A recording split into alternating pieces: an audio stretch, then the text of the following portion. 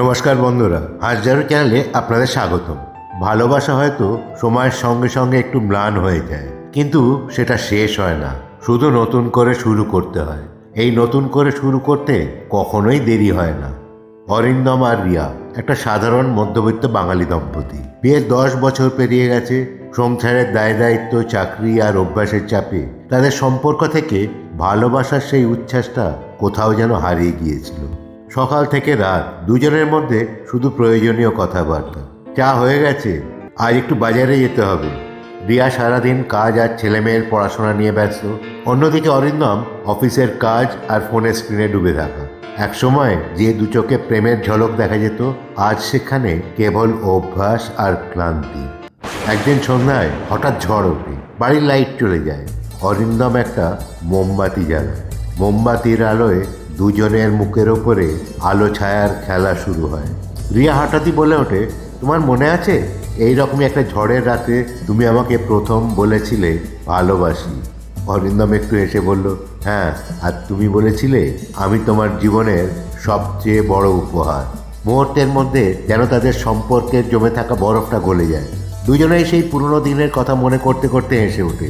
সেই রাত থেকেই দুজনের মধ্যে ছোট ছোট কথাবার্তা শুরু হয়। প্রথমে কেমন আছো, আর তারপর আমাদের ছুটি নিয়ে কোথাও একটা যাওয়া উচিত। পরের সপ্তাহেই তারা শান্তিনিকেতনে যাওয়ার প্ল্যান করে। ট্রেনে যাওয়ার পথে দুজনে একে অপরের কাছে বসে জানলার বাইরে তাকিয়ে গল্প করে। শান্তিনিকেতনে সেই আগের মতোই ফুচকা খায়, ঝালমুড়ি খায় আর দুজনে পাশাপাশি রাস্তা দিয়ে হেঁটে চলে। অরিন্দম একটা দারুণ সুন্দর শাড়ি কিনে রিয়াকে উপহার দেয়। রিয়া অবাক হয়ে বলে, এখনো তোমার মনে আছে আমার কোন রংটা প্রিয়?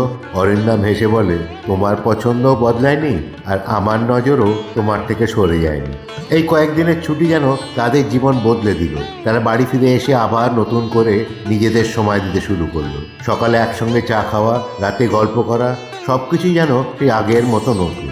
একদিন রিয়া তার বালিশের পাশে একটা চিঠি খুঁজে পায়। চিঠিটা অরিন্দমের হাতে লেখা। তাতে লেখা ছিল, রিয়া, তোমার সঙ্গে আবার নতুন করে প্রেমে পড়েছি। 10 বছরের অভিমান আর দূরত্ব পেরিয়ে আমি আবার সেই ছেলেটা হতে চাই যে তোমার হাত ধরেছিল। বাকি জীবনটা আবার শুরু করি নতুন করে, তোমার অরিন্দম। চিঠিটা পড়ে রিয়ার চোখে জল চলে আসে। সে অরিন্দমকে জড়িয়ে ধরে বলে, হ্যাঁ চলো আবার শুরু করি।